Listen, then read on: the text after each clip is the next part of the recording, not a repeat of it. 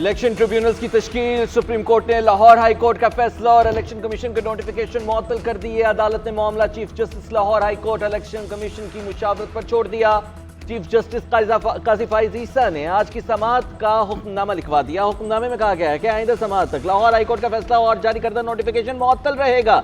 नए chief justice की तकर्री के बाद ही मुशावरत का अमल मुमकिन होगा। इलेक्शन कमीशन के वकील ने बताया, अभी मुशावरत नहीं हुई। लाहौर हाई कोर्ट और इलेक्शन कमीशन आइंदा समाअत से कबल आपस में मुशावरत करें। लाहौर हाई कोर्ट को मजीद नामजदगियों से तनाज़े का आगाज हुआ। इलेक्शन कमीशन और चीफ जस्टिस दोनों ही आईनी ओहदेदार हैं। बामाइनी मुशावरत से दोनों ये तनाज़े हल कर सकते हैं। मुशावरत तक सुप्रीम कोर्ट में अपील ज़ेर इल्तवा रहेगी। फैसले के बाद 12 जून को तश्कील दिए गए ट्रिब्यूनल मुअत्तल हो गए।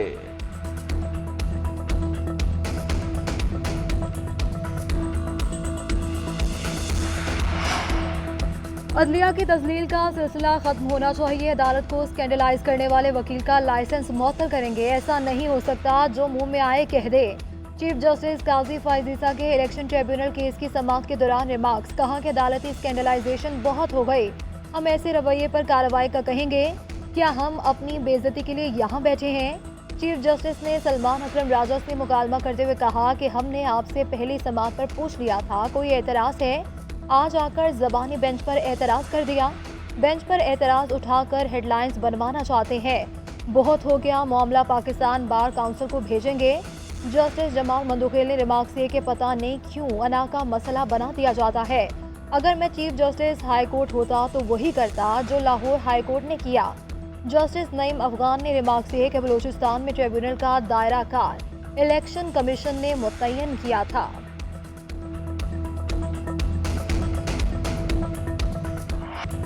खित्ते में अमन और सलामती के लिए शंघाई ताउन तंजीम का किरदार अहम है। अवाम के लिए जियोपॉलिटिकल मफादात से बालातर होकर देखना होगा।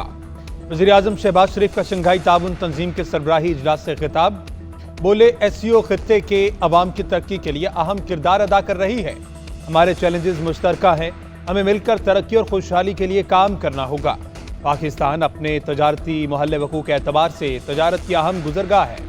खित्ते के रोशन मुस्तकबिल के लिए हमें जुग्राफियाई सियासी महाजराई से खुद को आज़ाद करना होगा। चाहते हैं पड़ोसी ममालिक अमन और तरक्की के लिए मिलकर बैठें और काम करें। एससीओ के विजन के मुताबिक इक़दामात पर अमल कराने का वक्त आ गया। पूरी दुनिया को मौसमियाती तब्दीली के संगीन चैलेंज का सामना है।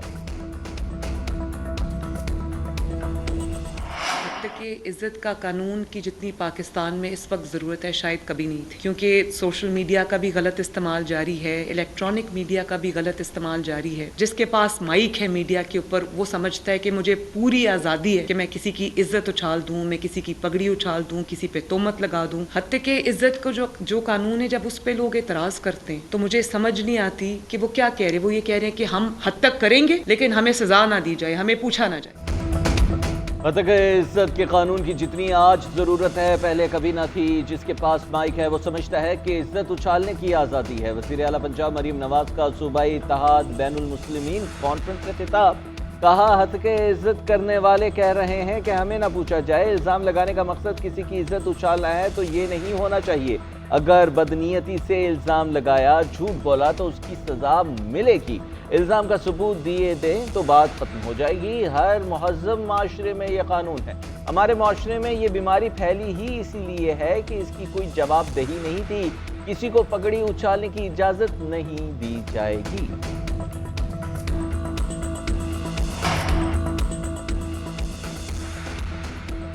सिंध हुकूमत ने सेहत, तालीम और मवासलात और तवानाई के शोबों में अहम कामयाबियां हासिल की। सिंध के बारे में फैलाई जाने वाली अफवाहें सरासर गलत है। वज़ीर आला सिंध मुराद अली शाह की सिंध विजन प्रोग्राम पर ब्रीफिंग, बोले कि Sindh Engro coal mining company block 2 के माइनिंग प्रोजेक्ट पर काम जारी है। सिंध हुकूमत ने इस्लाम कोट में मानी बख्तावर एयरपोर्ट कायम किया। सर में स्कूल, अस्पताल बनाए और सहरा में फिनिशिंग हो रही है और कराची सेफ सिटी प्रोजेक्ट पर काम शुरू कर दिया। तनकीद से कोई मसला नहीं। तहरीक इंसाफ में इख्तलाफात, बानी पीटीआई से मुलाकात करने वाले रहनुमाओं की फहरिस्त फाइनल कर ली गई। मुलाकात करने वालों में रऊफ हसन, शिबली फराज और उमर अयूब शामिल होंगे। शहरियार आफरीदी, शानदाना गुलजार और जुनेद अकबर भी मुलाकात करने वालों में शामिल। बानी पीटीआई ने पार्टी में ग्रुपिंग पर दोनों धड़ों को मुलाकात के लिए बुला लिया। बानी पीटीआई नाराज अरकान के तहफ्फुजात सुनेंगे।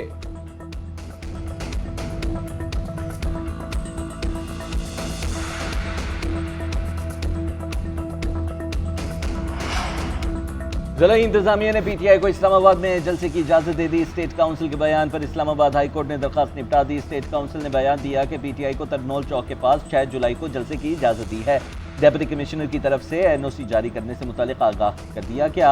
इस्लामाबाद हाई कोर्ट के जस्टिस बाबर सत्तार ने केस की समाअत की, जबकि दूसरी जानिब पीटीआई इस्लामाबाद के सदर आमिर मुगल को एक बार फिर गिरफ्तार कर लिया गया। आमिर मुगल को डीसी ऑफिस के बाहर से गिरफ्तार किया गया। आमिर मुगल 6 जुलाई को तरनौल जलसे के इंतजामात के हवाले से डीसी से मुलाकात करने के लिए पहुंचे थे।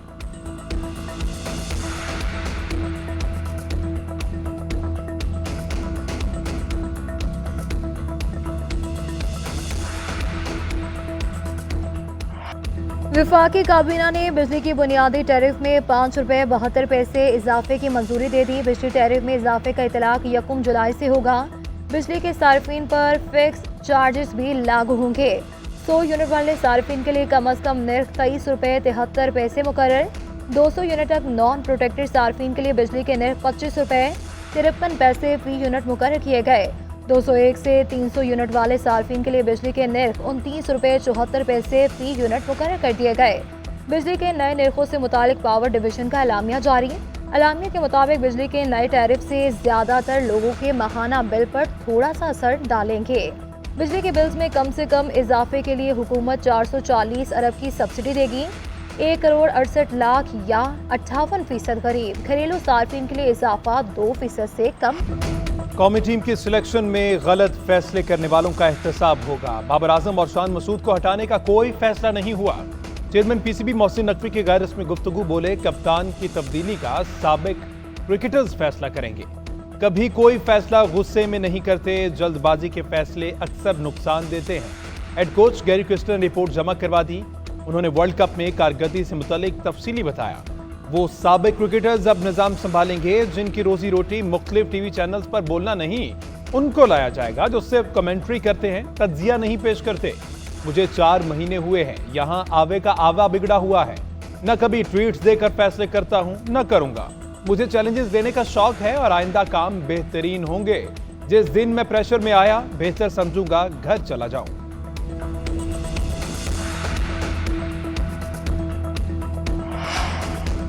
के इज्जत कानून के खिलाफ दरखास्तों पर लाहौर हाई कोर्ट में समाअत। दरखास्त गुजार ने कहा कि बाकी तीनों सूबों में ऐसा कोई कानून नहीं है। एडवोकेट जनरल पंजाब खालिद इसाक ने दलाइल में कहा कि दरखास्त गुजार सिर्फ अंदाजों पर बात कर रहे हैं कि कुछ होने लगा है। अभी तो इस कानून के तहत दरखास्त गुजारों के खिलाफ कोई कार्रवाई नहीं हुई।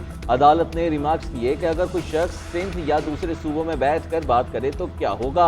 एडवोकेट जनरल ने कहा कि अदालत के सामने कोई मुतासरा शख्स नहीं जिसके बुनियादी हुकूक मुतासिर हो रहे हैं।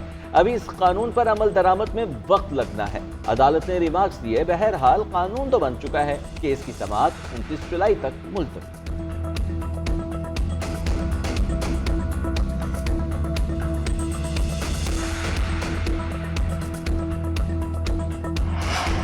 अमरीकी रिपोर्ट पर वजारत कानून और इंसाफ अपना मौक़िफ़ दे चुका। पाकिस्तानी अदालतें पाकिस्तानी कवानीन के मुताबिक फैसले करती हैं।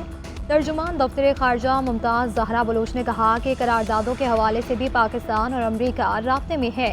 हम एक दूसरे के मामलात में अदम मुदाखलत, बराबरी और बाहमी एहतराम पर मबनी ताल्लुकात के ख़्वाहां हैं। पाकिस्तान के अंदर किसी किस्म का ऑपरेशन या सरगर्मी पाकिस्तान का खुद मुख्ताराना फैसला है। अफगान अबूरी हुकूमत से TTP समेत मुतादिद दहशतगर्द गिरोहों के खिलाफ कार्रवाई का मुतालबा कर रहे हैं।